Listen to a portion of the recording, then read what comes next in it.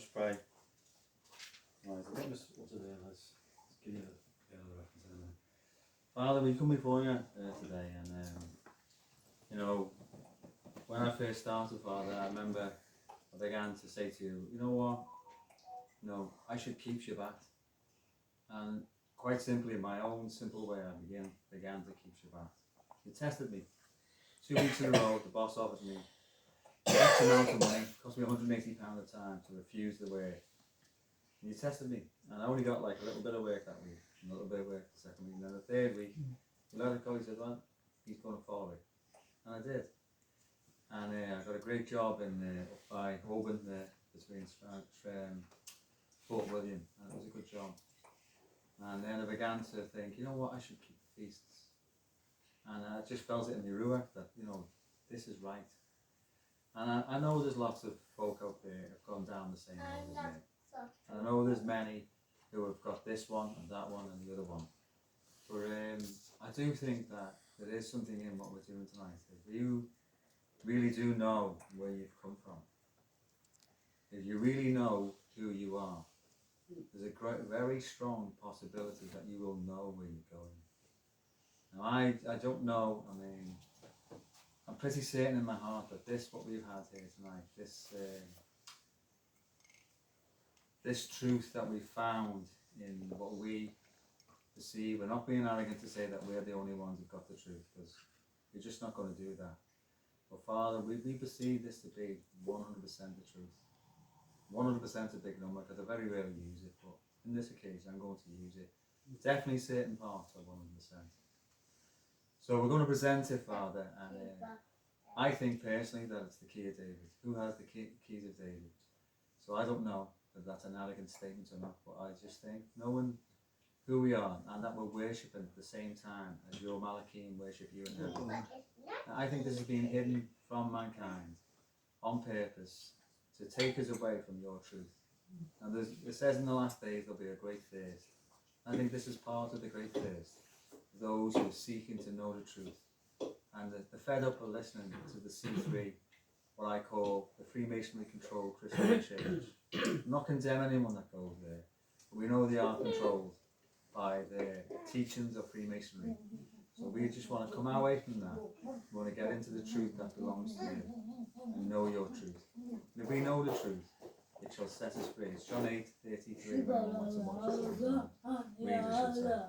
So we just commit this time again to your care and keep trusting you, knowing that you will lead us in straight paths. So if we commit our way unto you, you will definitely direct our paths. Amen. Amen. Right, Libby? This evening, I would like to give you a little taste of my walk toward Yahuwah. My journey. This is my personal journey. My very personal journey. I'll give you a little taster of my background. I was born into a family where my father was a chartered accountant. He also was a lay preacher. He had a circuit of 7 churches, which he went round every single week. I was brought up from the cradle, really, being taken to meetings, very much on the lines of what Roz has been teaching in the last few days, regards the identity as to who we actually are as a people. My father became the president of that very organisation, and I was brought up to Scotland, car and caravan, where my father lectured everywhere he went. He went and did the length and the breadth of the British Isles, and he was a very lovely man, my mother too, very strong believers, very strong. My father, when he was keeping Sunday as the Sunday worship, he came to the knowledge of the truth regards the Sabbath, but it challenged him. It really deeply challenged him, because he thought, how am I going to get over the hurdle of what am I going to do? You know, I don't now believe quite the same way. So he told them, and he said, henceforth I will keep the Sabbath day in my own home with my wife and family, And if anybody would like to come and keep the Sabbath with us, you will be most welcome. Nobody actually came, but we continued as a family for several years to observe the Sabbath day as we knew it then, and we kept going for many years until a time came when my father, very sadly, this is a sad point in my life, where he decided that, he said, I don't know, he said, there doesn't seem to be anybody else keeping the Sabbath. I don't know of a single person other than us who's keeping the Sabbath day. So he said, I think we might as well return back to the congregational churches and around us. And so we went back until I was around the 2021 mark. At 23, I came across, in a remarkable way, living on a mountain in the top of Wales, I met a girl who not only kept the Sabbath, but she kept the festivals, she kept the kosher food and everything. And of course it rang a bell in my mind because of the fact of my father, who had since died. And I thought, wow. And she told me where the church was. It was actually in Liverpool. And it's funny, but there's a very strong connection between Liverpool and Ireland and Wales. in this calendar itself, really strong connection between the three. And so anyway, she told me about this church in Liverpool, and I was very interested. And I said to the minister when he came to my home, I said, I'm really interested. And he said, well, I'll give you 3 months to think about it. I said, I don't need 3 months to think about it. I'm coming. He said, you're welcome to come. So I did. I met some very beautiful people there. I loved it. I really enjoyed it. I met some people who I thought they were absolutely wonderful, and they were. I loved them. I loved them all, and for some strange reason they appeared to love me, for some funny reason, but they did. But then, about 6 months after joining the Liverpool church, I had an appointment with destiny. I met a man from Birkenhead who was Irish, and his wife, he told me, was a staunch Roman Catholic who wouldn't like me and wouldn't probably even offer me so much as a cup of tea, and she didn't. And he wanted a weekly session with me in a little side room in the house. We left the doors wide open so that what could be heard, so that he wouldn't, his wife wouldn't misconstrue anything at all. And this is my early steps of this Zadok calendar. And so he started to teach me. And I must confess that at the beginning, I really thought that he was a little crazy, more than a little crazy. Because, don't forget, my father had taught me from childhood that the Bible was absolutely true. Every word of the Bible was true. And so that was embedded into my thinking, my psyche. So when this man comes along and starts telling me that the Bible is absolutely true, but it is actually the translation of the scriptures, which in certain places is not quite correct. And I didn't quite come to terms with that very easily. I'd still got this opinion, there's nothing wrong, there's not one word, not a dot, nothing. I couldn't accept that the translation in places was even slightly, somewhat, not quite right in places. So I struggled with that one also. But then, gradually, as time went by, he was teaching me every single week, and apart from that, he was also writing to me. I never realised, why did he write a letter on one particular day of every single month? But he did. And in the end, I had so many letters from him, and I must confess, rather sadly, that some of them, in the end, I thought to myself, well, I'll give them a quick scan and then put them in the drawer until the time came when no more would fit in the drawer. But shortly afterwards, he used to come. When I lived on the islands, I lived on the island of Arran, I lived on the island of Mull, and this man used to come and keep the festivals with us. I've got pictures of him being there. I've still got some of his letters as well to prove what he wrote. And I say, I didn't accept what he wrote at the beginning, and I'm not exactly expecting everybody here to jump up and down. I know that many of you do accept the calendar that we are following, but I know that some are not at this moment. So this is a start where we have to make a beginning here. And what happened with me was, as time went by, I started to realize that some of these things that he had been telling me and trying to teach me were actually, funnily enough, I could prove that what he was saying was actually right. And it was me who had to put down my thoughts, my opinions, and I had to humble myself that it was me who wasn't quite right. And so we make a beginning. In the calendar that I used to go to and attend in Liverpool, I always used to wonder why the minister at the front used to say that this is now the conclusion of the 12th month, and this is Adar 1, and we are going to run the 12th month all over again and call it Adar 2. It was really a puzzle to me, but I don't think I ever had quite got the courage to ask the question, why are we doing what basically is actually a 13th month, where I found it rather strange doing the 12th month for a rerun on the second occasion. I did find that a little odd. But I don't think at the time that I particularly queried it, but I did think it. Until the time came when this man from Birkenhead had been teaching me. And then, of course, he told me why the reason was for this 13th month. And that the calendar that they went into Babylon with was not the calendar that they came out with.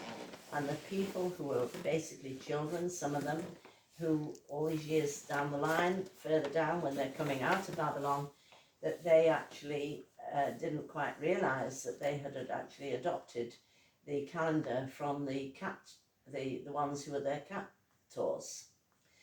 And so when things started to dawn on me that this solar calendar was in actual fact that there was, at the beginning, I felt, well, maybe there's an element of truth here. And he used to show me the picture of a circle, and he used to say, when we read in Exodus 12 verse 2, it says, this month shall be unto you the beginning of months, but it doesn't actually define which month and which actual date upon which he's saying is the month.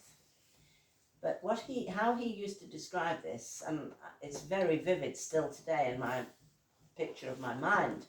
He had a menorah on the table, and he told me that in Exodus 25 it spoke of that Moshe was required by Yahuwah to create a solid gold one-piece menorah.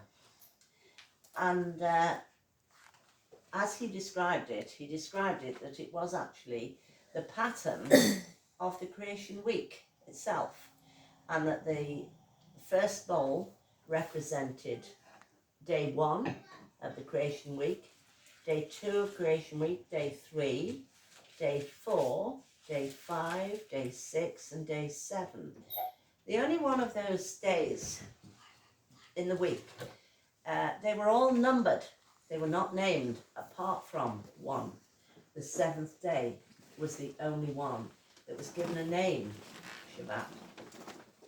But the rest of them were all numbered, 1, 2, 3, 4, 5, 6, and 7 was given the name Shabbat. And so as we read in the book of Genesis, in the opening verses of Genesis, we recognize the fact that what he created on day 1, day 2, and day 3, and it wasn't until day 4, he obviously was the light himself in those first 3 days. But on the 4th day, he did something slightly different. And he created the sun, the moon, and the stars on the 4th day. And on the menorah, you'll notice that the 4th day is on a straight stem in the dead center of the menorah. It's on a straight line. And in Ecclesiastes 7, verses 10 to 13, it speaks of something which I, at one time, would have bypassed what it was talking about. But it poses a question from Yahuwah, and it says, who can make straight what Yahuwah hath bent or curved? I wouldn't have realised that at the time. Back then, when I'm 23, I wouldn't have recognised it. But I do now, and I recognise the straight line. And, of course, we know that this represents day 5 of Creation Week, day 6 and day 7. Now, in Ezekiel it speaks of wheels, and there are several wheels in motion in this calendar itself. And we know that what we are seeing here is a representation of not only the week, which is 1 to 7 days, but we're also seeing at the same time where the month of Exodus 12, verse 2, this month shall be unto you the beginning of months. And so therefore, two things are running simultaneously. 1, 2, 3, 4, 5, 6 and 7 of the week. But where the month begins, the month and time itself, time did not start until the sun, the moon and the stars came into motion. So on the 4th day, we have the sun, the moon and the stars in motion. And this is where the month begins. So you've got the week starting there, week 1 to 7, but the month begins in the centre. And this man from Birkenhead used to teach me that just as a sundial, you can see from a sundial that on a certain day, which is the spring equinox, this shadow will, it's created by the sun itself, will cast a shadow on the earth, and seen in a totally straight line, on the day of the spring equinox, the sun will rise due east and will set due west.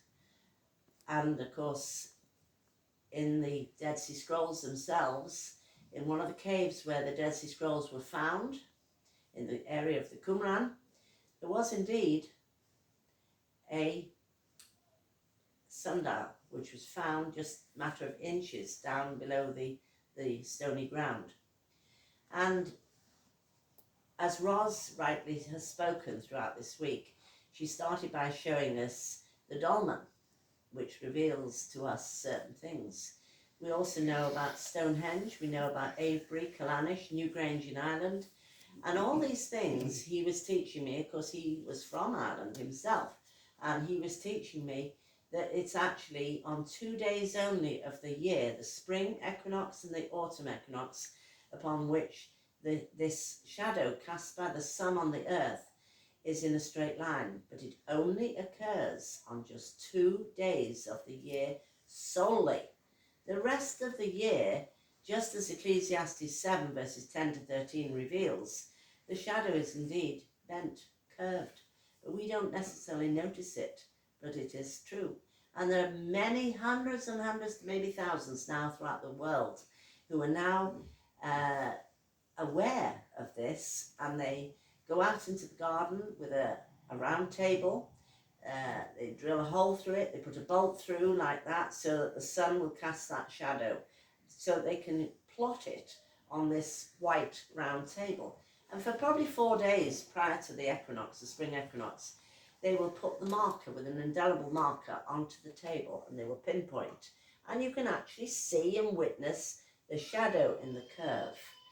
And coming into 3 days before, you can see the shadow is curving a little less. Day 2, curving even less, until the day prior to the spring equinox, the shadow is still curved, but it's only curved at the very top and the very bottom. Has anyone ever done an experiment? No. There's the sun coming round, and what it does, if you mark it there, and you mark it there, and you mark every hour, and only at that one time of the year will you get that straight line. of the sun shining on them. That's right. Is it straight lines that line running down the middle? It's not so much a straight line like you see a shadow coming up, because you get straight lines of Yeah. shadows anyway without.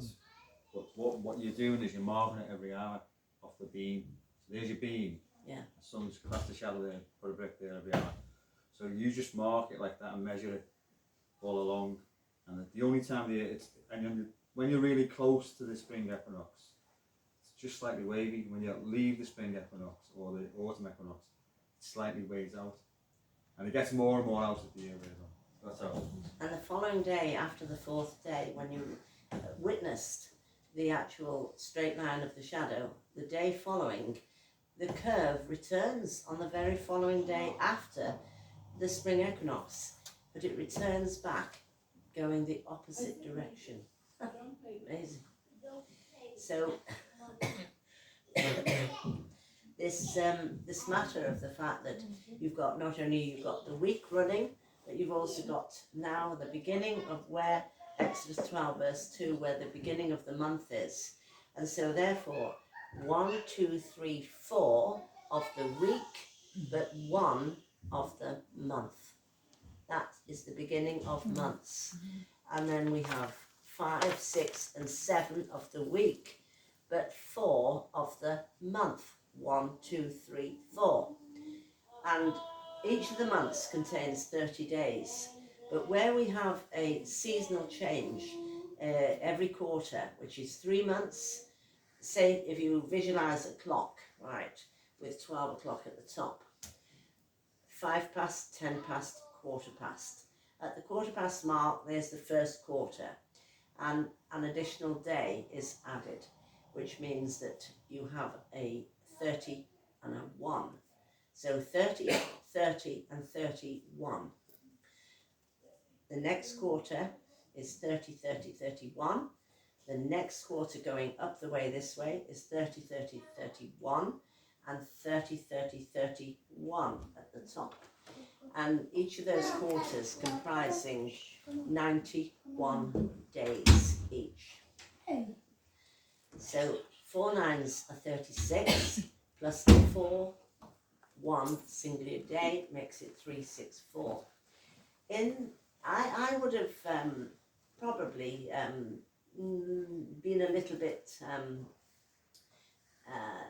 aware at one time when the man from Birkenhead used to tell me, Libby, you need to look in the Book of Jubilees. He used to drum it into me. The Book of Jubilees was once, Libby, part of the Bible, but evil men removed it. And so I asked the question, why would they remove it? What's the matter? Why did they take that out of the Bible? And he told me, he said, because there's so much wonderful information in the Book of Jubilees. And it reveals the calendar, of course. It tells you straight. In Jubilees chapter 2, verse 9, it says, Yah hath appointed the sun to be a great sign on the earth, for days, for Sabbaths, for months, for years, for jubilees of years, and for all seasons of the years, which is the word Moedim. And it clearly says, Yah hath appointed the sun to be a great sign. A sign? A sign. Remember that Ross spoke about cross sticks? People all around the world today have something called an armillary. And the armillary is a band of metal which goes over in a hoop that way, and a band goes over that way. There is a very straight, taut line of string, well, probably fishing wire or something, and it's very tight, and it goes the other way as well. But on that day of the spring equinox, you can see where the cross sticks cross. Amazing. So this is where we begin. So in that Exodus 12 verse 2, we have to recognize that there has to be a biblical calendar. And I believe that it's in the scriptures itself, but we just didn't recognize it, probably because of the fact that we've been so told, brainwashed, whatever you call it, into believing that it was something different. And so there was a bit of a struggle, you know. You realise people have told you one thing, and then this man is telling me something different, and I'm thinking, is this right or is this wrong? But in actual fact, when I read this book of Jubilees, it answered so many questions for me, because in Jubilees 6 verse 32, it speaks of your year is complete in 364 days. I thought, wow, that is amazing. Now, we know that we have 365 days in our year. So I thought, what happens to that one? Now, we have no problem whatsoever in recognising that Yahuwah, in this biblical calendar, has appointed that there are seasonal dividers. So on the clock, when you come from 12 o'clock to 1:15, there comes in this season. It starts with spring, and those first 3 months are the season of spring, according to Yahuwah. When it comes to the end of the 3rd month, we change with that one extra day into the season of summer. And we run round the 3 months all through the summer. And there we get that one seasonal divider day. And when we go up the way towards 1:45, we also get the day where we change from the summer into the autumn. And then up the 1:45 going to the 12 o'clock, we again get this time, which is the season of winter. When you look through the scriptures, and you can see in Genesis 7 and Genesis 8, you can see that there are days which are appointed in that biblical narrative of the account of Noah travelling on the face of the waters. You can actually find those days on the very calendar itself. You can find all these appointments where he speaks about the tops of the mountains were seen, the waters receded, the 150 days. You can see it all on the calendar, and you can exactly pinpoint it to the very day where all these things are. We know that the 150th day is the day prior to where we are, where we started with the calendar at the Tabernacles this year. It was the day prior to Tabernacles, it was the 150th day. When I went to school, the day after the 150th was the 151st day.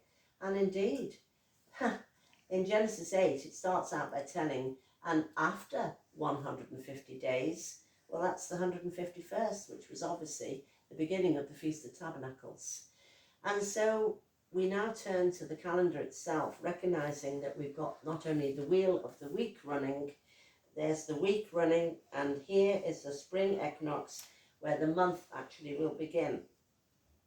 So therefore, although that's day 1 and that's 7, that is day 4, but it also at the same time becomes day 1 of the 1st month. All the months are Rosh Chodesh. There are only 12 months. That really spoke to me personally. 12 months? So where's this 13th month gone to? It doesn't exist. It does not exist. And the Book of Jubilees tells you that there are only 12 months. And so therefore, we don't have to look for a 13th month in this calendar at all. And so where we are now, we know that this is month 1. And so that is day 4 of the month. Now we turn to the Bible.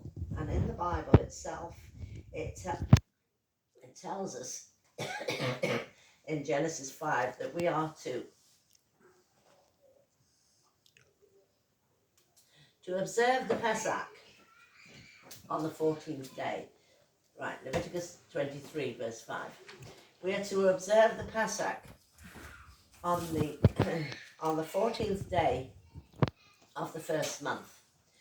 And so as we count, this actually is in fact, in the Book of Jubilees, it tells you in Jubilees 6, verse 36, it says, there will assuredly be those who will make observations of the moon, which comes in 10 days too soon.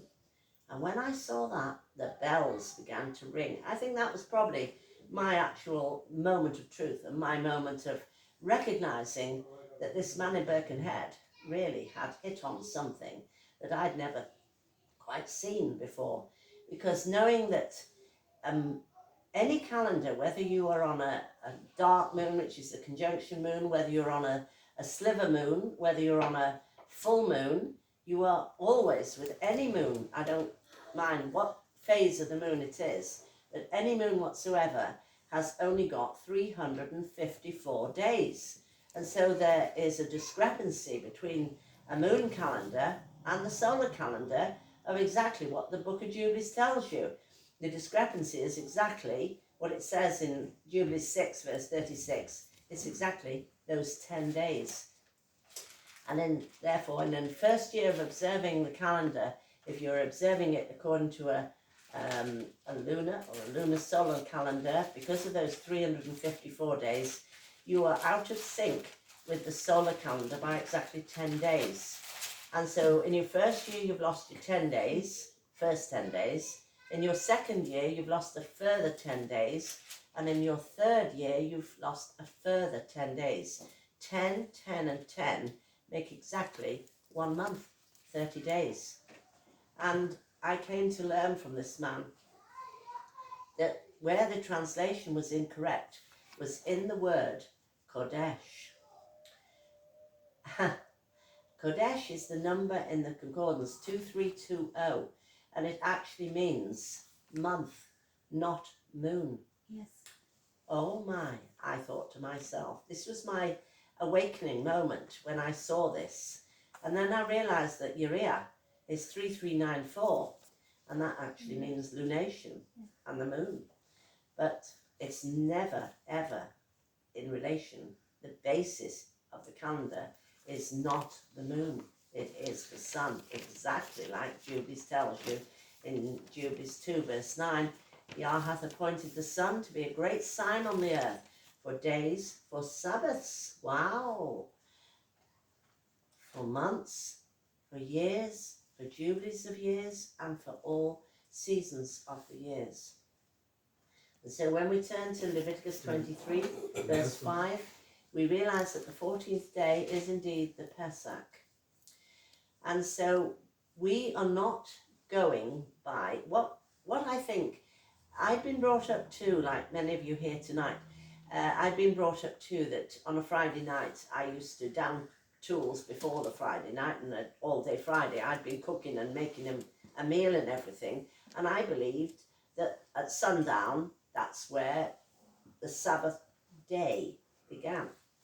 But Yahuwah doesn't quite do things like that. He doesn't create the day. The word daylight in Genesis is the word for light. You know, the light, it was the first thing he created. And so what we've forgotten, or what I had forgotten, is that the very first thing he created was actually light, not darkness. It was light he created, not darkness.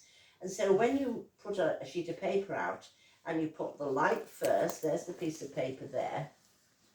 When it says in Genesis, the evening and the morning were the first day, that's what got me. Well, it says evening, doesn't it? It doesn't say anything otherwise. It says you start your day with evening. And that's what I did for many, many years, until I realised that the first thing he created was actually daylight, light. When the sun rose, that was day. He calls it day. It's light, it's day. He names it.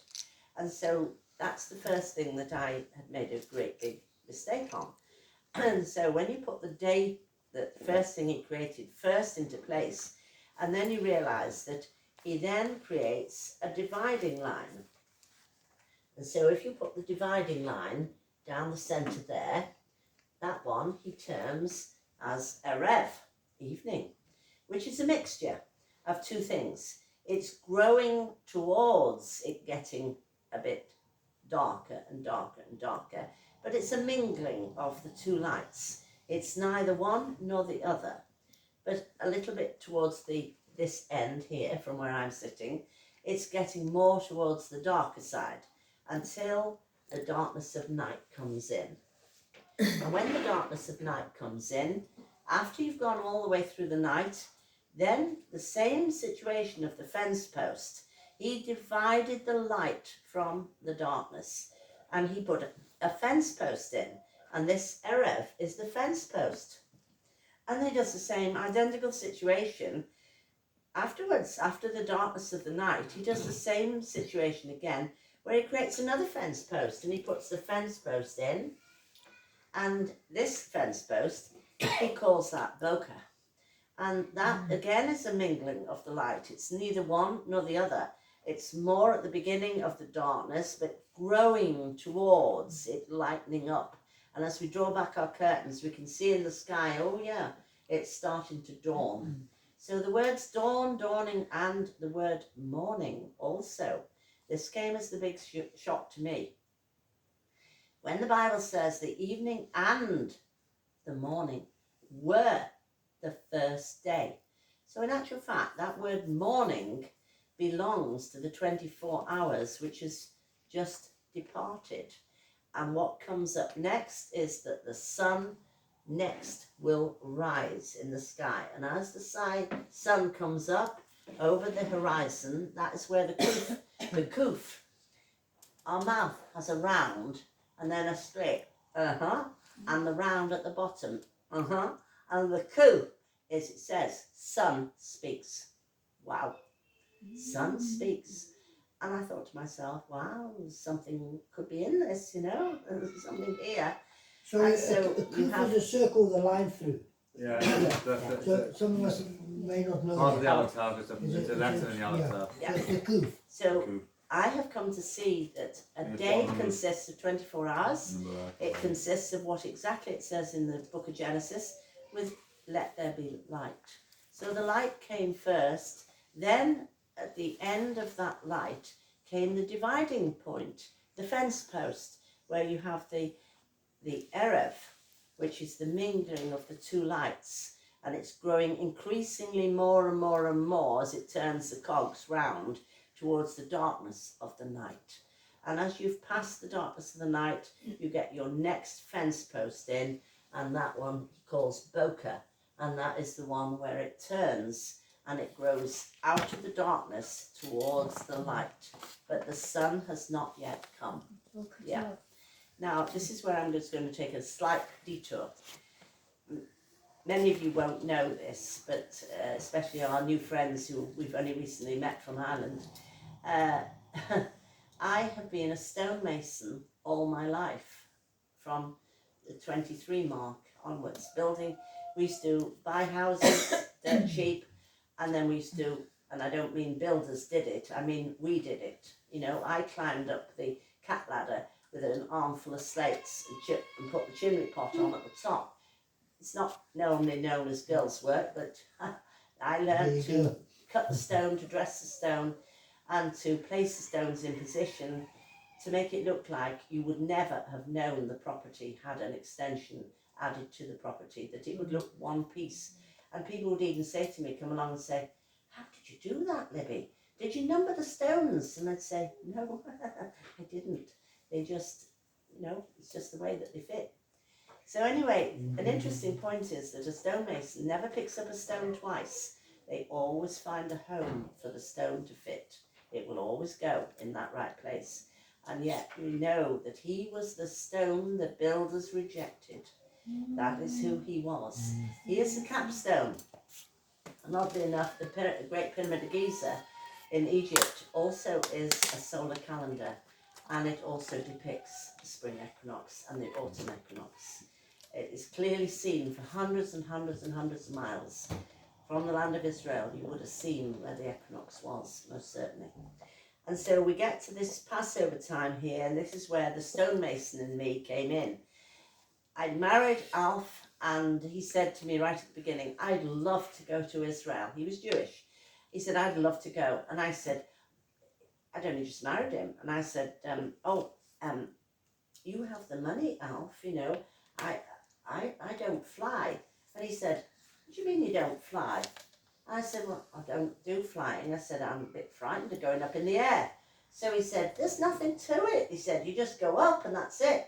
I said, oh, I'm a bit wobbly about this, And he said, look, we're meant to go to Israel, to see Israel, to grow to love Israel. So I said, okay, I'll go.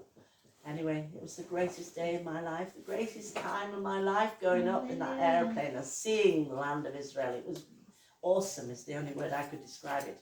And seeing the city of gold and the buildings glistening, oh, it was awesome. It was beautiful. I loved it. I really loved it. But you know what? The tour guides will take you to many places for the garden tomb, you know, but there's only one that is the actual garden tomb. I think 2 weeks prior to going, I had researched in the library at my home. I had looked at a scripture that said he was buried according to the custom of the Jews. I thought, that's interesting. What is the custom of the Jews then? You know, what do they actually do? And when I saw in this book, it quite astonished me that it said in the actual chamber where he was actually, indeed, he was entombed in this chamber, that you will find 2 stone chambers in the garden tomb near the bus station. And so when I actually walked through the entrance to the garden tomb, I wasn't expecting it, but it overwhelmed me, and I ended up bucketing with tears. And as I looked on this one wall at the back, I saw this trough, and the stone trough, anything with stone gets me. And I stood there gazing at it, and I could picture his body lying in this preparation chamber here, and I could just picture them having to wash the body of all of the blood. And men normally have hairy arms, and blood, when it's been sitting for a long time, congeals heavily. And when you think of the whipping he endured, and his back would have been in absolute threads, terrible. His head with the crown of thorns, the blood would have been enormous. In fact, one of the scriptures says that he was so marred more than any other man. And indeed he was, he definitely was. Now the interesting thing is that Joseph of Arimathea was his uncle. And Joseph of Arimathea, it was his actual tomb in which Yahusha was placed into Joseph of Arimathea's tomb. And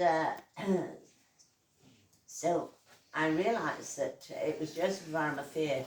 It says at even, which is not 3 o'clock when he died, he went to see Pilate and said to Pilate, I would like to request the permission to have the body of Yahusha.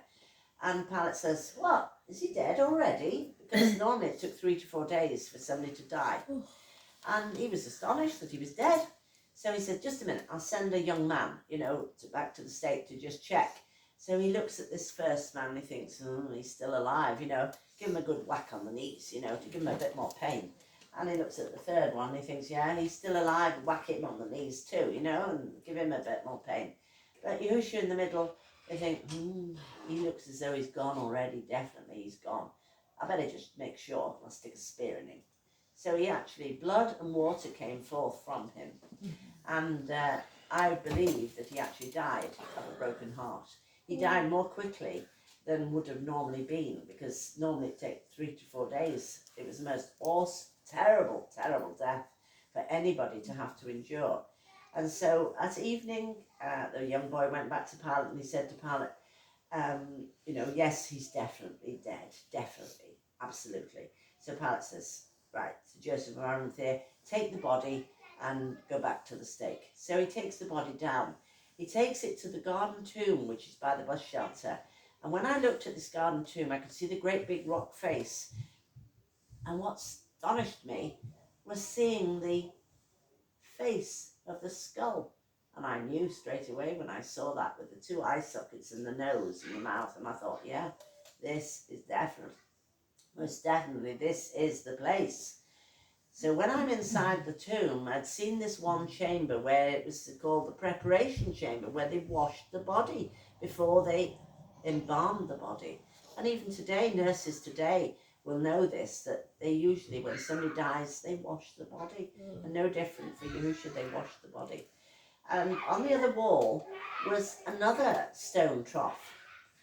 And this is where the stonemason in me comes in. That I looked at this stone trough and I thought, wow, that's amazing looking at that. But what got me was the fact that the last 7 or 8 inches had been literally bludgeoned out. Now, maybe a lot of people have seen this, but not particularly recognised it. And as I stood there looking at this trough where it was the actual tomb itself on this other wall, the opposite wall. And I looked at it and I saw this 8 inches knocked out at the bottom. And I thought to myself, the thought crossed my mind, oh my, is that possibility that Joseph of Arimathea was a shorter man than Yahushua? Oh. And of course, when you turn to Isaiah 28, verse 20, a verse there stood out to me as never before. And in that verse, in Isaiah 28, verse 20, it actually says, but the bed was too short for a man to lie down in. I thought, oh my, fancy that. So they had to hammer the bottom end of the trough out, because once they'd embalmed him, don't forget that Nicodemus carried the linen wrappings, and they wrapped his whole body. The only bit that they didn't wrap was the face. Very likely they probably put the talit over his face, but he wasn't in the linen wrappings in his face. Hence the fact that when 3 days and 3 nights later, when they came to the tomb, they saw the talit lying where he had been entombed, in the tomb. And in Jewish circles, when I went regularly to the synagogue up in Glasgow, which I loved, they would tell you, never go to the bathroom wearing your talit, because it's a kodesh garment, and you don't take that into the bathroom. And so you fold it neatly, and there's a way to fold it, and you lay it on your chair. And that sends a message, I am coming back. And that's what they found in the garden tomb. They found the talit, which said, I am coming back. How remarkable is that? So, coming back to this matter, they worked all night long, because it was only evening when they took the body down. And they worked with lamps in that garden tomb all night long. Right, I was brought up thinking that he was crucified actually on the 14th day. No, he was alive and well on the 14th day. He came to the table, well, in the daytime of the 14th, his Talmudim came to him and said to him, where wilt thou that we should keep the Passover? And he said, go over there to a man carrying a water pitcher. He will tell you where the room is. And so he literally, the Talmudim went to this village, and it was the custom of women to carry the water, but it was the custom of the Zadok priests to carry water. And so the Zadok priest was carrying a water carrier, and they thought, well, it's not too difficult to recognize who he is. That's obviously him over there. And of course they went to him and said to him, my master requires the room. Could you show us the upper room? So of course he takes them up there, and he says, go and prepare. Now, because on the 14th day itself, I know that he was still alive, because it says he was alive. It says that after they'd gone and prepared the room, the master, Yahushua, he came at the hour. He came at the right timing to the table. And as he sat at the head of the table, he said, I have desired to eat this Passover with you before I suffer. And so he did indeed eat of the Passover meal, the Pesach meal. He ate it. And during the course of that evening, this is an amazing thing. I read a book, right? It was, the man's name is Klein, Klein. I think it was Joseph Klein, I'm not sure. But anyway, he wrote a book, and the book is called Lost in Translation. And in that book, it outlines that at the night of the Passover, 4 covenants were reenacted on that night. I was most interested in this, to see where the 4 covenants were. And of course, when he came to the table and he'd said to them, I have desired to eat this Passover with you before I suffer. And then, of course, he proceeds to begin the Passover meal. And he pours the wine into the glass, whether it was grape juice, whatever. He pours it into the glass, and he lifts up the glass and he says to them, drink ye all of it. This is my blood. Now in Torah, anything to do with blood, it's a no-no. We don't take blood at all. We're not supposed to. And so for the Talmudim, this is the first time that they've been told, drink this, all of you. This is my blood. They must have looked at it and thought, oh my, what's he asking us to do here? This doesn't sound very nice, you know, blood. Anyway, they drank, all of them. And then afterwards, that was actually representative of the blood covenant. That's covenant number 1. The next thing is, do you remember the story of Ruth and Boaz? Oh, Ruth and Boaz. Ruth had come back with Naomi back to the land of Israel, and Naomi had said, you know, my near relative has that land over there. Go and ask him if you can go and glean with the reapers. So of course she goes and gleans.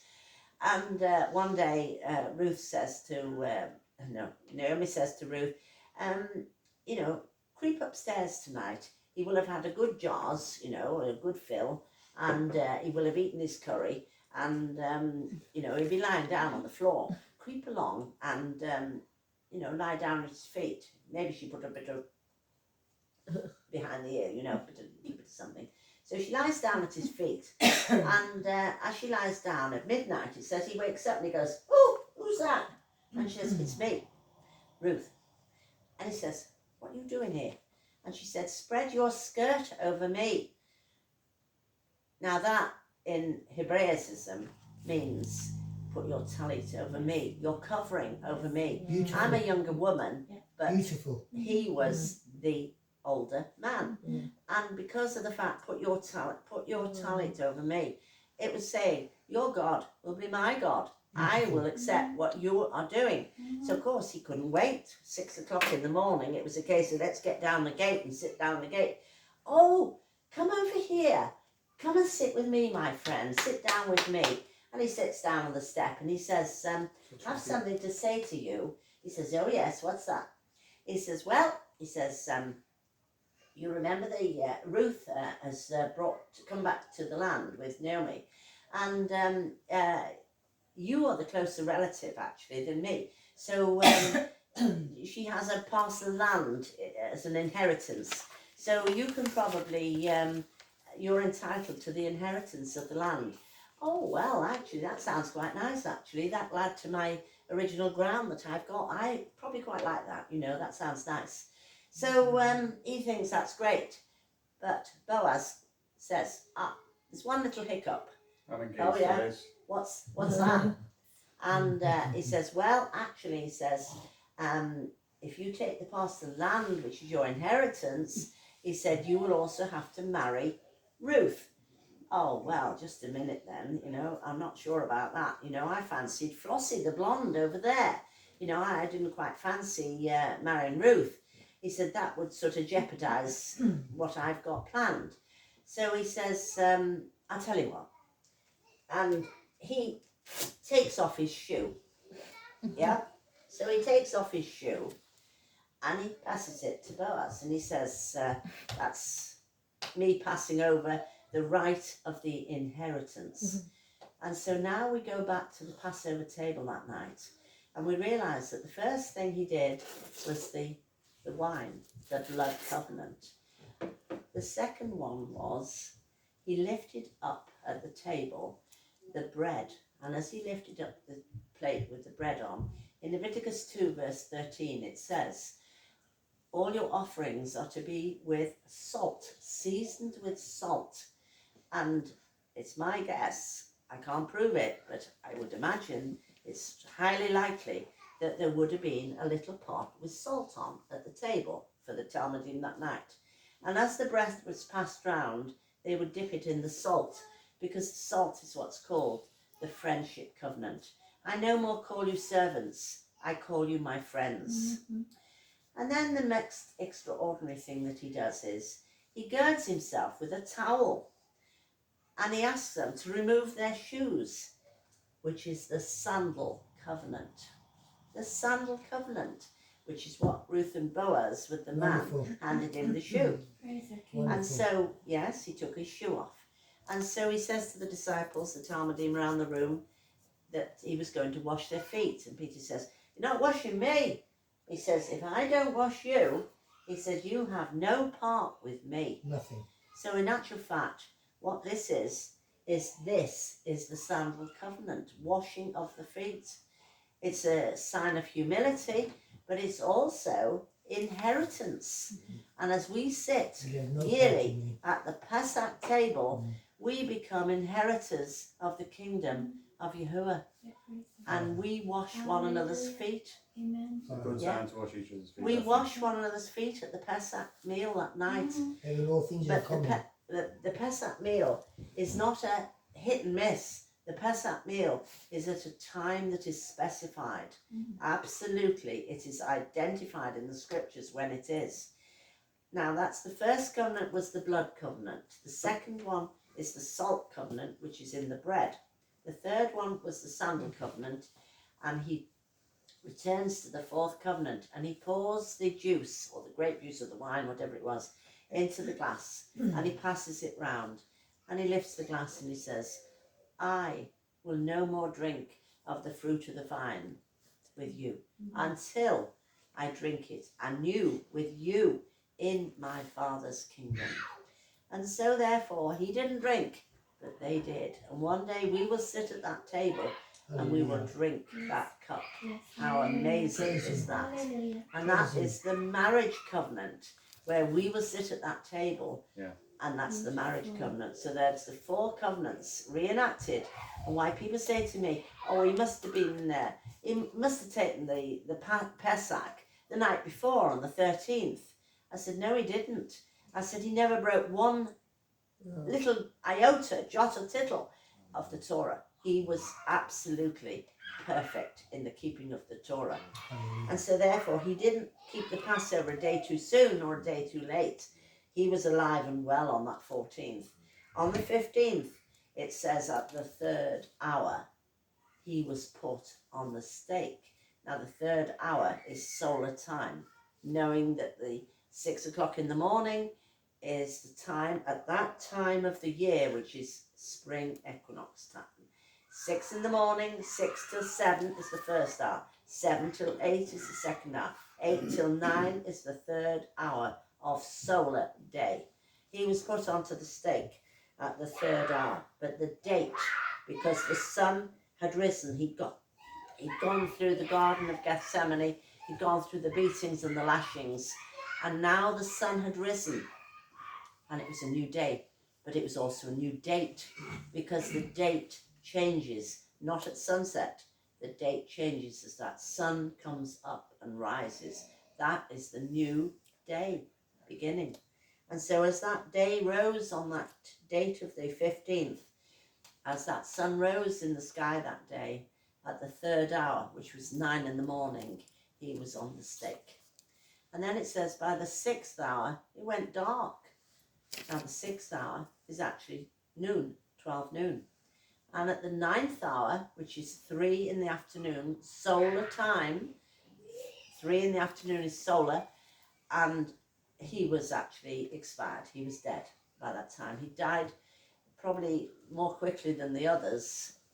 And I think the Father was merciful in that sense, that he spared him that, his son. Terrible. So on the 15th, and at the 15th, at the evening of the 15th, he is, Joseph of Arimathea goes to request permission to take the body down to the off the stake and take it to the area which is the garden tomb. And so all night long, don't forget that at evening we're in that dividing point where the sun is now gone down and you're now in between the mixture of the light and the dark. But because the state of his body was so congealed with blood, it took not 5 minutes, it took hours and hours and hours, working the whole night long to get the blood that was so heavily congealed off his body. And so they worked all night long of the 15th.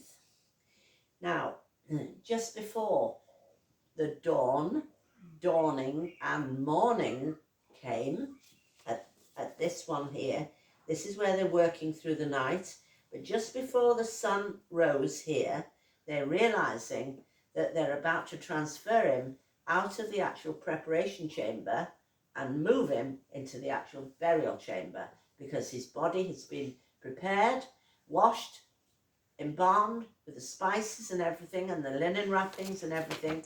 All of the liturgy has been said, which takes quite some considerable time as well. And then they move him into this. Well, they're about to, and they realise the tomb is too short. Oh my, what are we going to do about this? He doesn't fit. And so bang, bang, bang, bang, bang, they had to take 6 bells out of the stonework to get it that his feet lay flat, because otherwise you couldn't bend his knees. He's already in the linen wrappings. You know, you can't bend something that's already wrapped. And so when it gets to this time here, they're in a real rush before the breaking of the real dawning is starting to come in fast. So it's a quick job.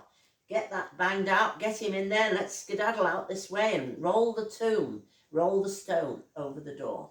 Roll the stone over the door. And also why Yeshua had to be straight. Yes. Straight is Yes. because of the straight. He You was, see, yes. He is the light of the world. That's right. So they couldn't bend his knees and be the No, naked light. He that's had to be right. straight. Absolutely. Yeah, Absolutely, if he's you on read the Isaiah straight. 28, okay, it says, okay, the covering so narrow that one cannot wrap himself in it. That's right. So I understand what you're saying, but at the same time, if you're going to go by this verse, it's saying that he wasn't wrapped. Well, The bed is too short to stretch on it, and the covering so narrow that one cannot wrap himself on it. So Wrap you could take himself. Some others that- wrapped Yeah, him. but no, it's about wrapping.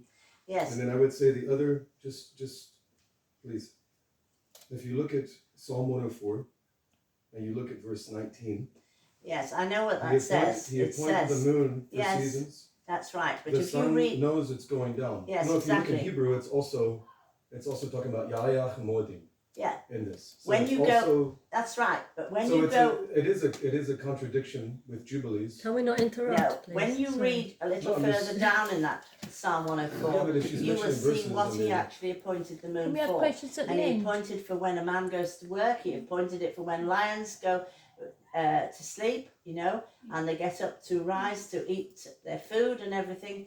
No, he's got certain things that he appointed the tides with the moon. A woman's menstrual The seasons as cycle well. is appointed by the moon. But the actual calendar basis is not the moon, it is the sun. But let's examine what he said at the end. But let's say Yeah. it all. That's a Exactly. discussion The later. whole We'll come presentation. across, and I know the point you're talking about. But Yeah. it's important to go back to that. But let's Yeah, finish go it. back. Yes. Let's Yeah. hear the whole story before Yes. we. Yes, yes. We've covered this before, by the way, but Yeah. we'll do it again. Yeah. The scriptures say we mustn't judge a thing before the time. Yeah. So but let's I'm- hear the whole story. That's right. Then Okay, we'll but go if you're back. bringing up Jubilees isn't Yeah. here. Yes, but we want. Psalms is here. So if you're going to choose Right, between, don't you think Jubilee Can we is just part of the listen discussion? though? no, Can I we? don't. Well, I don't. that's another discussion. Okay, but let's I hear mean, it. I mean, the Psalms is. Which holds more weight? I mean, it's The Book hands of down the Jubilees. Psalms. All right, brother, I'm just we really appreciate what you're saying, but we will study that later again. But this is a presentation. It's being recorded. And They're Thank you. recorded and it's Thank you. interrupted the message, the Yeah. main message. It's okay, right? Let's go. Good. Everything's good. Everything's good. It's all right. Let's go. Yeah. So it's getting towards the dawn, the dawning, and the morning is coming in, and they have to depart and they have to roll the stone to the door. Now, a little later in my walk with Yahuwah, I realised something else, which was I don't think I've actually heard anybody else mention this, but you might think this is irrelevant. But if I can just explain something, in Joshua 5 verse 10, it speaks of a sequence of events. It says that they kept the Passover on the 14th in Gilgal. And it says, and on the morrow is morning, after the Pesach, they ate the unleavened cakes and the roasted grain. And so that's the morrow after. So you take yourself, they ate the Passover on the 14th. On the 15th, they ate unleavened bread and roasted grain. And then it says, so that's the 14th and the 15th covered. Then it says, and on the morrow after they had eaten the unleavened bread and the produce of the roasted grain, it says that the manna ceased. And that's the morrow after, which is actually the 16th. And as they rolled the stone to the door at the entrance to the tomb itself, that is where they roll the stone to the door. And the manna, who is the manna? Yahushua is the manna. Bread from heaven. Yeah, Amen. bread from heaven. The manna ceased. And it's a repetition in the Bible. You can find these repeats. You know, these are patterns found throughout Scripture. And so there on the 16th, they had rolled the stone to the door and nobody could see him anymore. He was now hidden manna. He was gone. To their all intents and purposes, not realising that 3 days later he would be back. And so the terminology in Genesis describes very easily what a day is. Day is light. And day does not begin with darkness. Day is light. And so on that date of the 16th, as the sun rose, he is no more seen, and the manna is gone. The manna is missing. And so here, all the day long of the 16th is where he's got his first day in the tomb and his first night in the tomb, the 16th. The next day, we know it's prophesied that he would be 3 days and 3 nights in the tomb. That was the preparation chamber, but this is the actual tomb itself here. And so day 1 of his 3 days and 3 nights commences on this, the 16th, and there is the 16th night. Because to every 24-hour period, there is a day and there is a night to each one. And so there's his first day and his first night. Here on the 17th is his second day and his second night. Here on the 18th, which is the row that consists of all the Sabbath days, on the 18th day and date is his third day, but there's a night missing. And a lot of people have him risen at the beginning of the Sabbath, but that's not true. He didn't rise at the beginning of the Sabbath at all. And he had to have his third night in the tomb. So there's his day 1, night 1, day 2, night 2, day 3, which is Shabbat on the 18th, and night 3. Now in the Dead Sea Scrolls, the dates of the Sabbaths are all revealed, and the ones that are slightly missing, it's not difficult to count 7 up or 7 down, and you can find the dates in between. It's not difficult, it's not science, you know. It gives the dates itself of the actual Sabbaths. And so here is where we turn to Matthew 28 verse 1. And it says that the women came to the tomb early in the morning. Morning is just prior, even moments prior to the actual sun rising. And she came to the tomb on this Sabbath, at the end of the Sabbath. So therefore, my thinking originally that Sabbath begins with sunset is obviously clearly quite wrong, because of the fact that it says she came to the tomb early in the morning at the end of the Shabbat. So how can the end of the Shabbat be sunset? And it isn't. She couldn't be working. She knew that when she came, that's when she could work again. She might have She lived. had to wait to the end of the Sabbath before she could That's work. right. She might have not lived very far away, and she just walked across the road or something, and she came to this place where she came at the end of the Shabbat, and she peers inside the tomb, and she sees an angel, and she says, what have you done with my master? Where have you laid him? And he says, he's risen. He's gone before you. And she says, oh. And he says, go and run. Go and tell the Talmudim that he's risen. So, whoa, up the road she goes like so-and-so. And she goes up to the Talmudim and she says to them, he's risen, he's risen. And they say, I don't believe you. And he says, yes, it's true, she said. He's risen. Come and see for yourself. So, boy, men run faster than women generally. So they run like so-and-so. And then, of course, she arrives as well, second time round. But that's the key issue. She came twice. She came once at the end of the Shabbat, and the second time she came, when she returned back, something had obviously happened. And the something that happened was that the sun had risen. Yeah. And when the sun rises, the date changes. And so there was her first journey when the angel said he's risen. go and tell the Talmudim. She runs to tell them. I don't know how far it could have been, 1/2 mile, 1 mile, 2 miles, whatever it was. Don't know, didn't tell us. But by the time she got back, the sun had risen. And it was now the first day of the week. And here is the first day of the week here. 19th is the date. Now, 3 things that are very special happened on that 19th day. She's obviously come back. The disciples had looked inside, and she comes back to the garden, and she's standing there, and she's outside the tomb weeping and weeping, thinking, where is he, you know.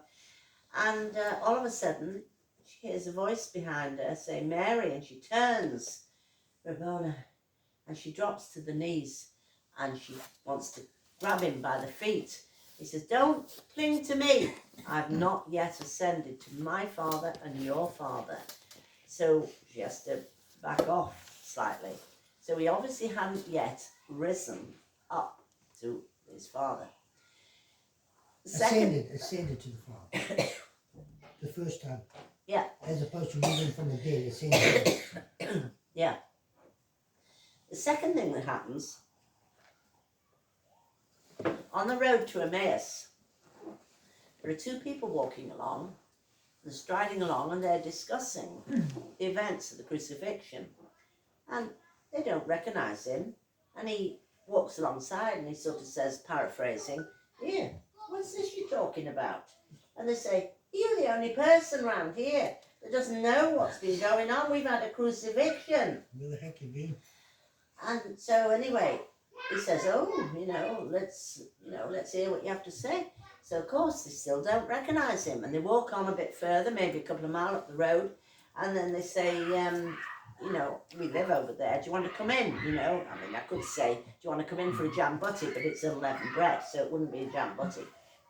So anyway, he goes in, and they sit at the table, and they break bread together. Now, was the salt on the table? Quite likely, because that's a normal thing to do. And as they saw him break the bread, possibly recognised that he'd done that on the night of the Pesach. And as he took of the breaking of the bread, then their eyes were opened. But he also was vanished out of their sight, gone. And he was now on the road to Jerusalem to come to see the others in the upper room.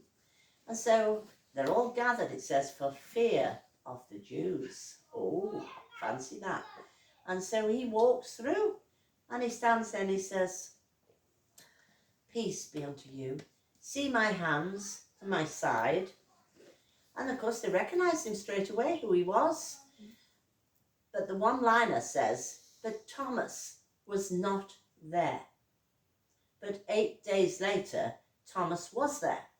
Now this is where the calendar gets very interesting with the Dead Sea Scrolls, because the Dead Sea Scrolls fills in some of the details that the Bible actually doesn't quite give us. So it says he was 8 days later. Right. So we now know that this is where this happened, the road to Emmaus on the 19th, and the upper room on the same night, same date of the 19th. So Thomas was not with them, but 8 days later Thomas was with them. 1, 2, 3, 4, 5, 6, 7, 8. And in the Dead Sea Scrolls, it identifies that the 26th day of month 1 is the date of the first fruits of the Omer count. Oh. There are 50 days of counting the Omer, 49 actually, 49. And then there's one after, which is Shavuot. So this is where the 8th day is, and that's of course where Thomas, for his first time, sees Yahushua on that very day. 8 days later, after all the others saw him there, he said, I'll not believe until I see the marks in his hands and the side. I won't believe. And Yahushua says to him, blessed are those who have believed but yet have not seen. That's us. We are the ones who have believed but have not seen We are blessed. yet. We are very barakah. Absolutely, we are. Yeah. Tremendously to have been given the mustard seed, the faith to believe. Yes. That's what we have been granted. Very It's good. amazing. Yeah.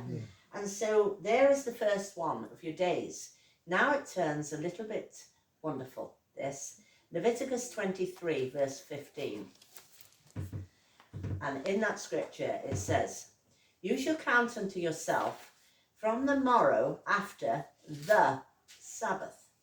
But the Bible does not identify which date is the,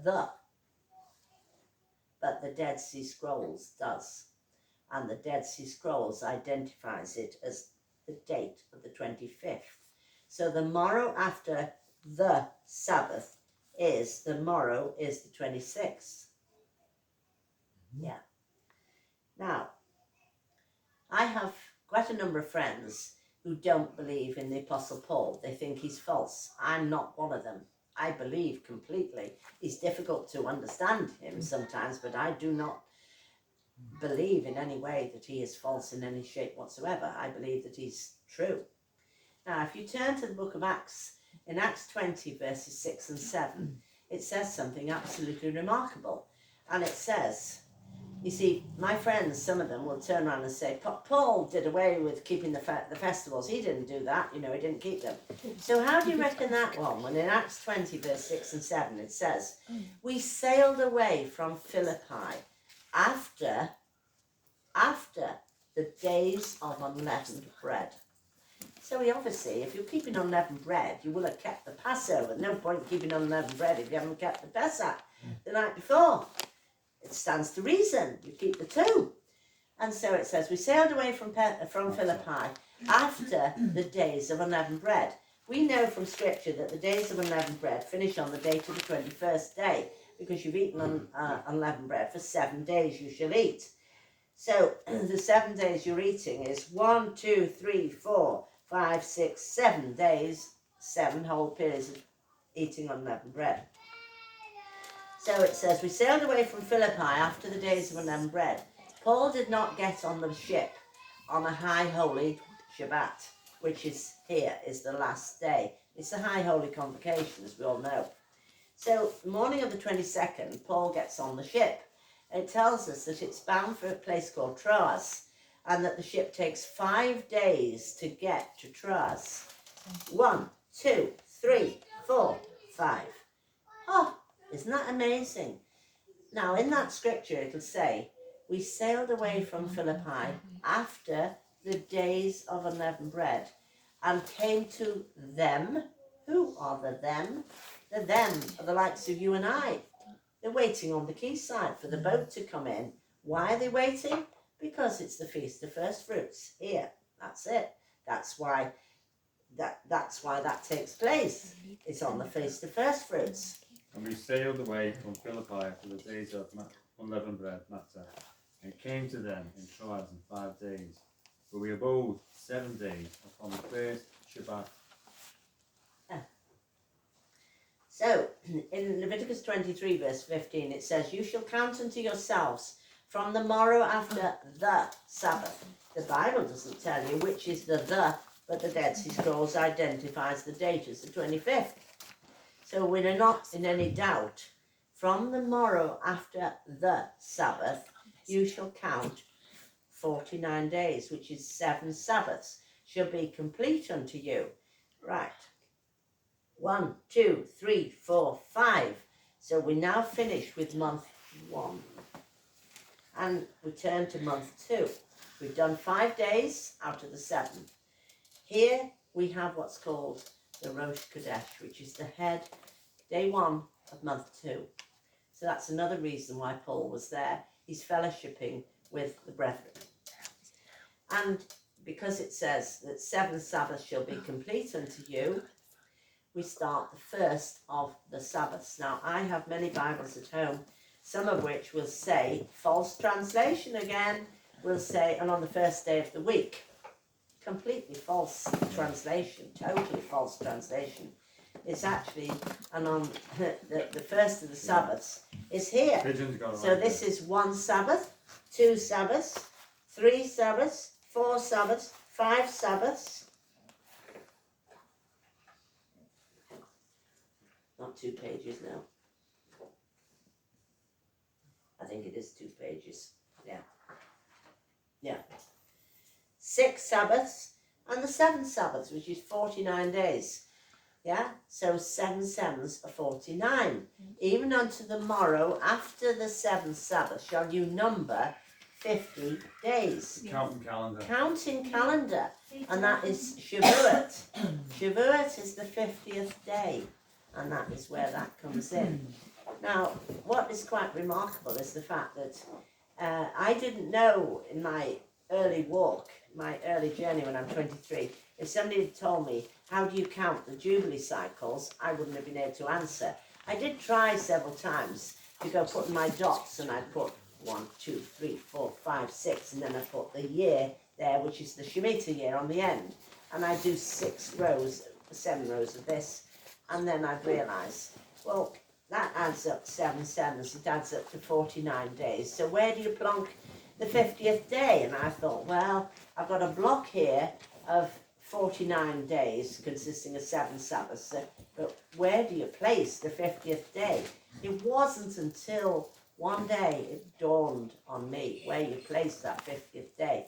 The 50th day, the 7 Sabbaths are there, and your 50th day, you carry it up to the next block of 49 days. So where the day 1 of the next block of 49 days comes in, that becomes dual. It becomes 1, but 50. Remember how I said to you that this calendar is the Ezekiel's wheels, where 1 becomes 7, but 4 becomes 4th of the month, but 7 of the week. That becomes 1 of the month, 4 of the month, but that becomes 7 of a week. There's a distinction between what is a month and what is a week.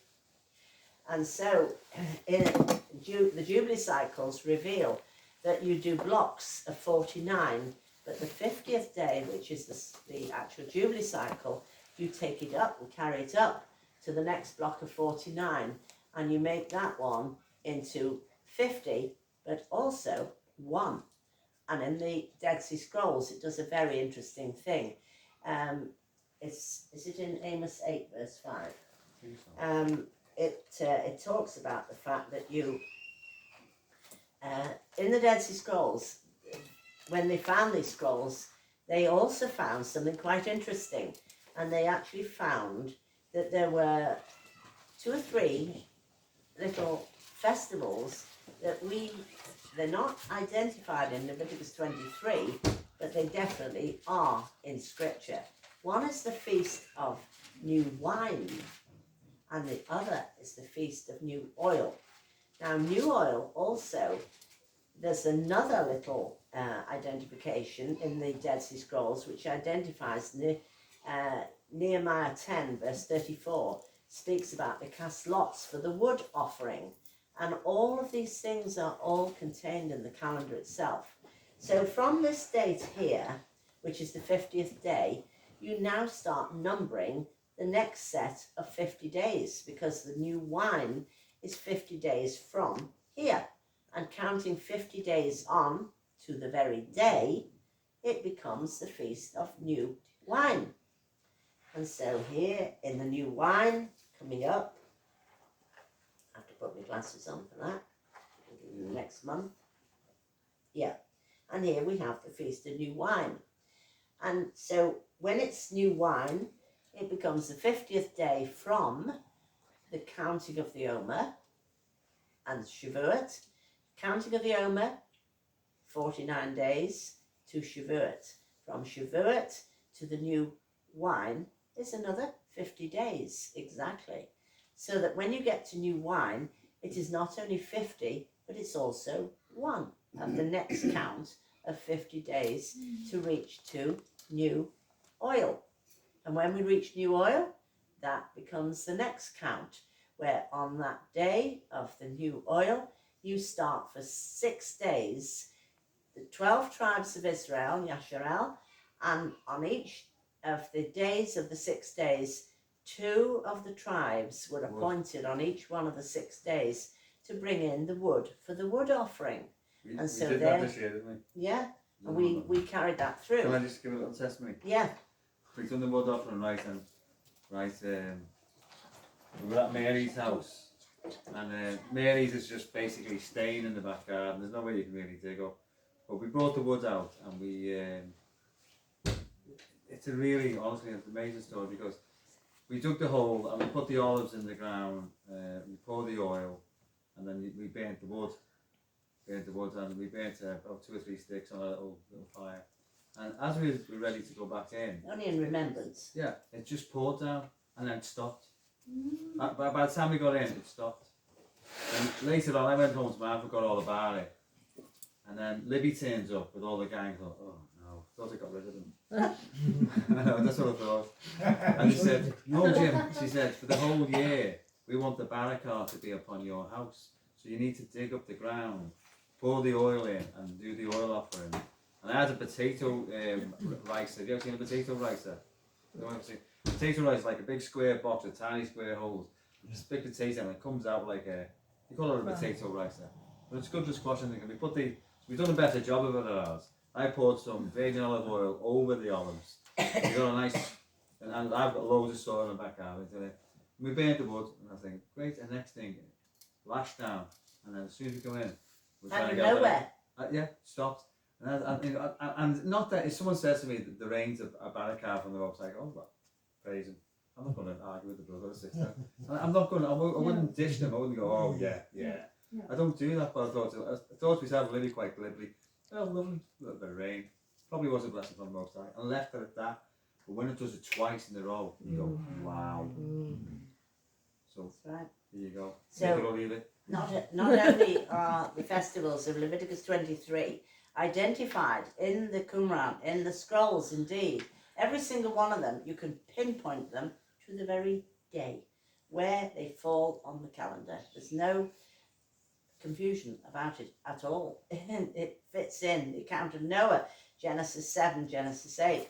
It's all totally identified. The quails and the manna, you can find them all on here, and it's so beautiful. I can't tell you how beautiful this is, to be able to come to watching daily the calendar and knowing, oh, this is where the quails came.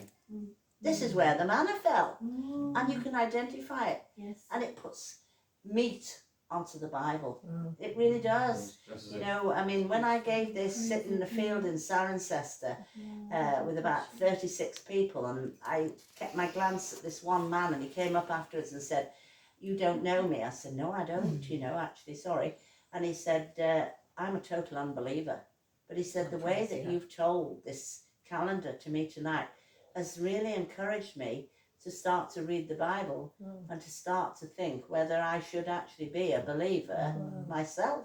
Praise. And I thought, Because it wow. actually makes sense. I didn't know that this man was an unbeliever. I presumed that everybody on the field that day, they were all believers. But they weren't. Praise, Yeah, amazing. So that's amazing. But coming backwards now to the calendar, this is something wonderful too. If you turn to Leviticus 23, verse... Is that in the Old or the New Testament? verse 13. Check. I think it's either 13 or it's 14. But it's 23, I think it's... What bit? 14. I think it's And you shall 13. offer that one, yeah? It says, you shall eat neither bread nor parched grain. The oblation thereof shall be 2 tenths of a deal of fine flour mingled with oil, offering made by fire, and you shall for a sweet savour. Drink offering thereof shall be of wine, 4 parts of him, and you shall eat neither bread nor parched grain. Until the offering has been presented. No green is until the self-same day that you have brought the offering to your Most High. Yeah. It shall be a statute forever throughout your generations and all your dwellings. Yeah. Now, something here struck me a few years ago, and I thought, wow, that's a strange scripture, that, isn't it? You know, Yeah. you should eat neither bread nor parched grain until the offering has been presented. Got this in the supermarket the other day. So, what was astonishing was the fact that we know, all of us who keep Torah, that we go busy on the days leading up to the Passover, and we go brushing the floor, looking for crumbs, looking in the toaster, emptying the toaster, shaking it to bits, you know, looking in the cooker to see if there's any crumbs left over and everything. No yeast. And we get rid of all the hametz, and we go in the cupboards looking through, you know, to see if there's anything remains left over. And when we're satisfied, we think we've done the best we can do. You know, we've thrown out the last bit on the daytime of the 14th, so that we do not eat anything leavened with the actual Pesach meal. So I don't believe, even in churches that do communion, so-called communion on a Sunday, I think it might be just me, but I think it's personally very wrong. They do the communion with leavened bread, but the bread is supposed to represent his broken Sinless. body, sinless, not with yeast in it, you know. Even if they were Sunday keeping churches doing that, I think that's not quite right, personally. I'm not judging them, I'm just saying that I don't think it is right. Now we know also that when we come to the days of unleavened bread, we actually have to get rid of our leaven. So loaves of bread go out the window, cakes go out, bread, biscuits, all sorts of things, anything with the leavening agent in it. Things like baking powder and things like that, they go out the window. So coming back to that scripture, you should eat neither bread nor parched grain. We know that we've actually been busy leading up to the Pesach, and we've got rid of all our leavening agent.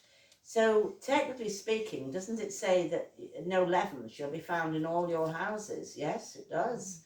So therefore there was no leavening agent in there. Now this is where this scripture gets interesting, because of the fact that it says you should eat neither bread nor parched grain until the offering has been presented. 7 days. Now, when I used to go to the synagogue, I asked the rabbi, he always used to do this. I used to go up to him quite sweetly and say, could you... I went there for fellowship, not for this. You know, I enjoyed the music in the Hebrew. That to me was absolutely wonderful, you know. But I didn't go for the dates. So I asked him a question one day, a bit naughty, but I asked him, I said, so when do you actually do the first fruits? Could you tell me? And he said, well, that's an interesting question, Libby. He said, the Jewish people have 3 ways of doing it. I thought, oh, really? Huh? Go on, please do. Yeah. So he says, he said, the Jewish people, because you're supposed to do it, the offering, the morrow after the Sabbath. So please go on. And he says, well, we know that on the 14th, you know, and the 15th is a high Sabbath. So some Jews do it on the morrow after, and he's rubbing his hands as he's going, you know. He says, so some do it on the morrow after the 15th. And he said, some people do it after the morrow of the Sabbath that falls within the week of unleavened bread. Yeah.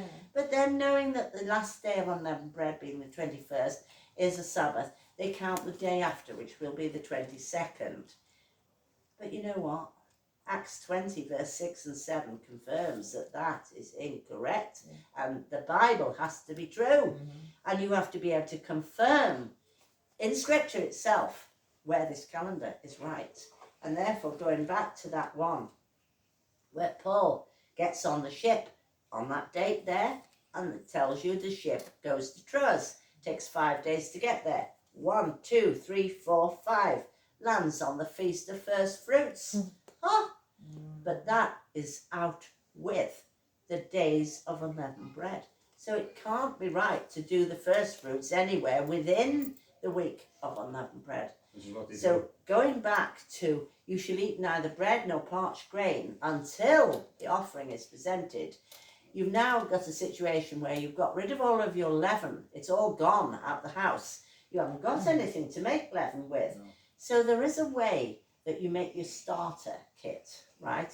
But interesting, the starter kit takes 5 days to turn it so that you can start and make bread. Sourdough. So the sourdough, they started it here, 1, 2, 3, 4, in time for waking up early in the morning and making your first offering. Yeah. You have to build it. You Yeah. have to build Oh yeah, I know. 5 days it takes for the starter kit to become the Amazing. yeast, This is fermenting, good. Yeah. to make the yeast. Yeah. Astonishing. But that's day 1 of your Omer count, where you count the Omer for 49 days, and there's your 7 Sabbaths running. 1 The thing is Sabbath, as well, 2, there's 3, yeast 4, in the 5, eggs, but it still takes that time. 6, and 7. And the morrow after the 7th Sabbath is Shavuot. So, 50 days from there, you reach the feast of what it says in the Dead Sea Scrolls, the Feast of New Wine.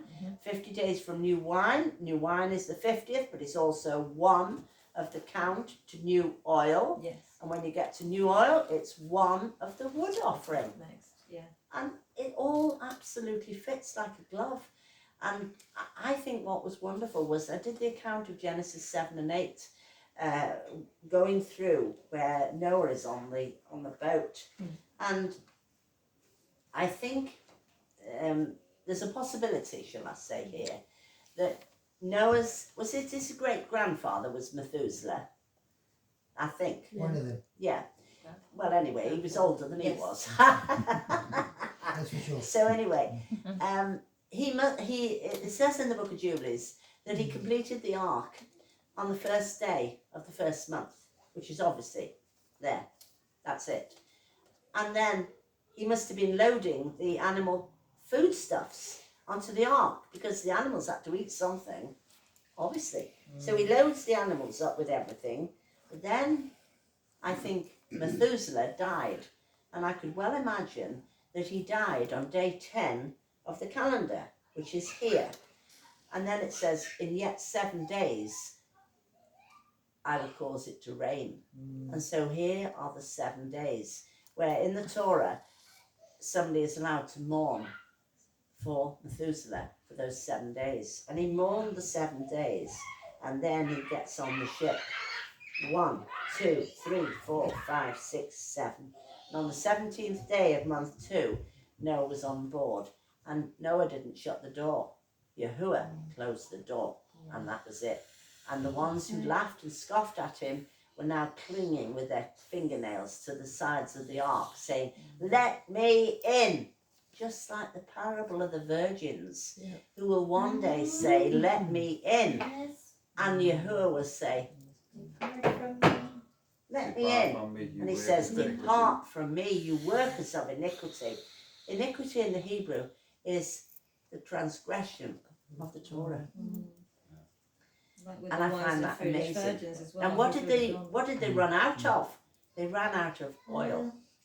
I think it's in Zephaniah, I might be wrong, but I think it's in Zephaniah 3 verse 9, I think. It says, "Thy name is as oil, therefore do the virgins love thee." How remarkable is that? Thy name is as oil, therefore do the virgins love thee. I find that incredible. I really do. Because his name is the name above all names. Yahusha. Yahusha. And we've all come to that journey of knowing what his true name is. And I think probably that was my greatest find of all. That was my greatest moment when I found that. It was tremendous. So we circle around in the calendar through all of the 12 months of the year, knowing that Yahuwah himself has put a divider line in between the seasons. And he divides off what is the spring with the 1, 30, 30, 31. 30, 30, 31. Spring to summer. Going up the way, 30, 30, 31 is autumn. Going into winter is 30, 30, 31. Goes up to the winter. And he makes a division at the end of the calendar. At the end, he makes a division for the priestly courses. And the priestly courses, they have to be consecrated for 7 days prior to them coming into their ministry of being the priesthood. And that is where that day, which is the 8th day, is the first Shabbat of the year. But what is astonishing now, before I close, is the account in 1 Samuel chapter 1. It speaks of a man called Elkanah. Sorry, Libby, just can Sorry, no, I'm sorry. 2 minutes before this recording cuts, so you can get squeeze that in what you're about to say. Please. you... She's missed Oh, this is the In- best bit. In 1 Samuel This is the best chapter bit. 20, it speaks of an incident where 2 men are out in a field having a talk. They are out in the field the day prior to the spring equinox, when David and Jonathan have this powwow, and he says, "Are you coming to the banquet tomorrow?" And he says, "I can't come." He says, "Your father will have my head chopped off if I go there." He says, "I'm not going." So he says, "What are you going to do?" He says, "I'm going to hide in the field for 3 days." 3 days. Amazing. So the first of those 3 days begins with day 1 out in the field, having the powwow. 1, 2, that's the banquet. That's the spring equinox, where we all sit and have a wonderful meal that day to remember that this is the equinox day, when we watch the straight line from either the stones or a table in the garden. So that's day 1 of 3, day 2 of 3, day 3 of 3. And back here, David says to Jonathan, "How will I know that, whether I can come back to the big house, the palace? How will I know?" He says, "Don't worry, I'll come back on the 3rd day and I'll bring a little boy with me." And he says, "We'll fire an arrow, And he says, "It's a coded message to you that, if I say to the little lad, 'The arrow is beyond you,' you'll know. You've got to skedaddle up the road, get on your bike quick and get going. My father's after you, he's hot mad." So that's day 3 of the 3 days. So this is exactly what happens. And he says, "Well, what are you going to do?" He said, "I'm going to hide in the field for 3 days by the stone, which is given a name, Ezel." In Hebrew, the name Ezel means the stone of the sign. Go back to Jubilees 2, verse 9. Yahuwah hath appointed the sun to be a great sign in the earth. And so there you have your sign. It is, the appointment is, this is the sign on that day with the straight line. Because nobody can make that phenomenon work. No man can cause a straight line. Only Yahuwah causes a straight line. And that is your starting point of Exodus 12, verse 2. So he says, "I'll come back and I'll shoot an arrow." So he shoots the arrow, and this is the day he shoots the arrow. And so he gets the message that, he's got to skedaddle and get on his bicycle up the road. So the next step now comes in of another 3 days. You turn to chapter 21, and it speaks of the fact that David comes to a place called Nob. And at Nob, he knocks on the door, and Ahimelech comes to the door, and Ahimelech says, "What are you doing here?" He says, "Are you alone?" He says, "I'm starving, hungry. We've got 5 loaves of bread." He says, "Huh?" He says, I can't give you the bread that's just been baked, because the priesthood, they baked the bread at the end of the 6th day, so that when the sun rose on the 7th morning of the Sabbath morning, the priest that's going off duty, he's worked a week, he's going off, the new one's come on duty, and he hands him the bread, the hot bread. And Ahimelech says, "I can't give you the new bread that's just going to be put on the table. I can only give you the old bread, as long as you have not been with women these past 3 days." 3 days backwards. 1, 2, 3. Identifying the Sabbath in 1 Samuel chapter 20 and 21. Go back to 1 Samuel chapter 1. Elkanah, Hannah, Peninnah, his wife.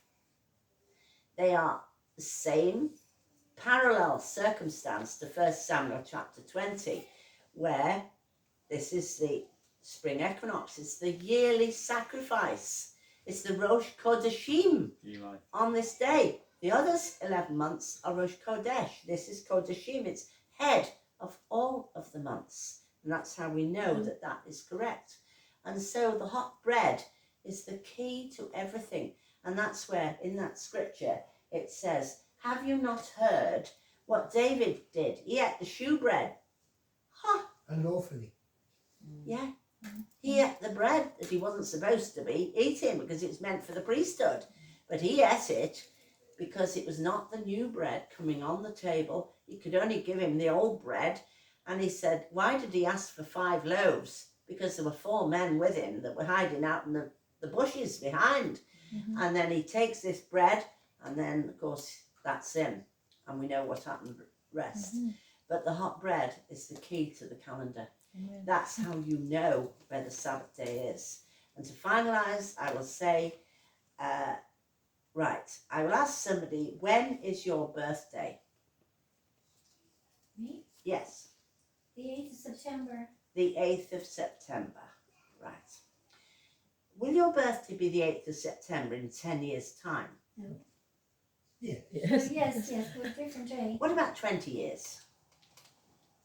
Yes? Same date? Yeah. Date. True. The spring equinox is always, without question, it will always fall on the 20th of March, without question. It's always the Year after 20th. year. Year after year after year after year. Mhm. That is always remaining solid, the 20th of March.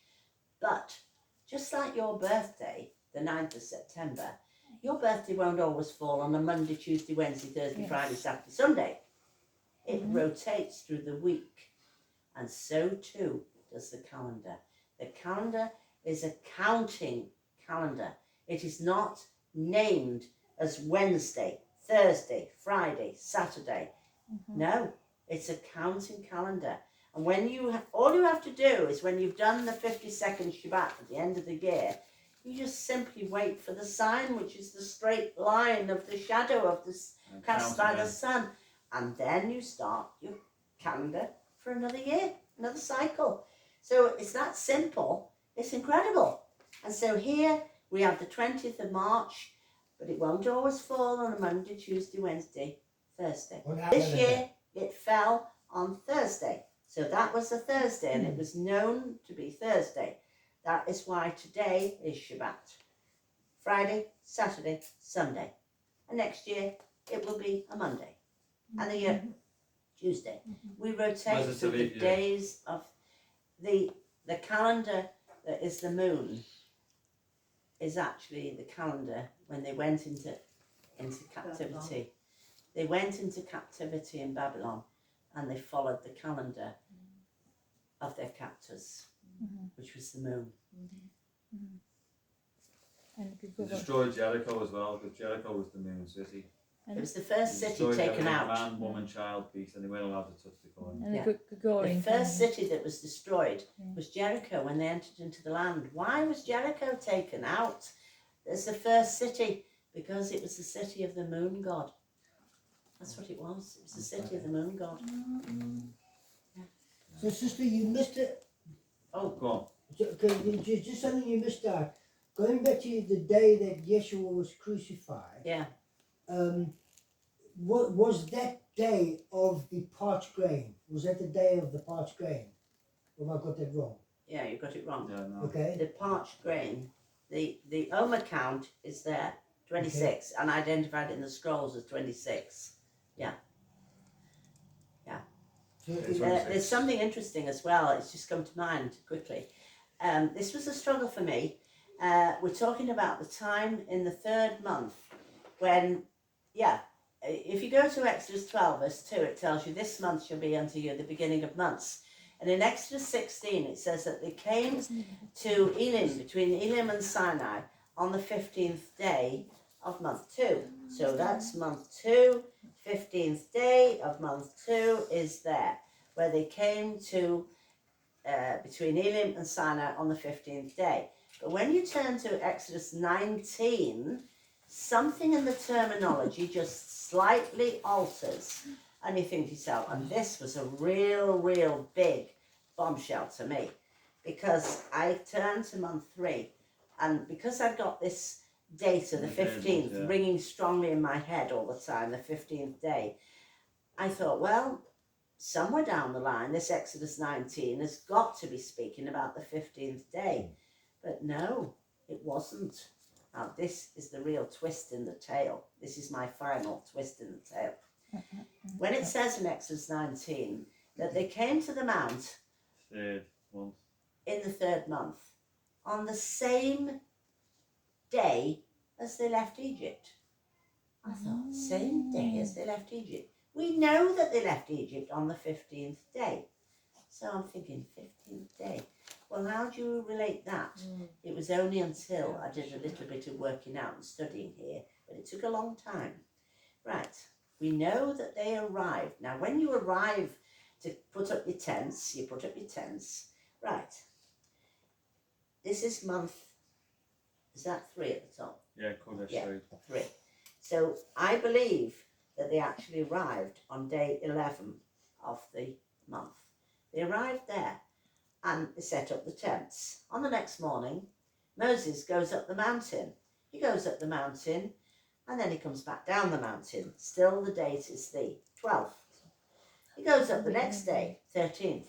He goes up the mountain and Yahuwah speaks to him. He says, get back down the mountain, he says, and sanctify the people today and tomorrow and let them wash their clothes and be ready against the 3rd day. Ah? Well, you don't wash your clothes on the Sabbath, so you've got to take your finger back to the day previous, which is the date of the 13th. So when it says Moses went up set the camp up, the tents, Moses goes up the mountain, he comes back down the mountain. Next day he goes up the mountain, Yahuwah speaks to him, and he says to him, get back down and sanctify the people today, preparation day, and tomorrow, Shabbat,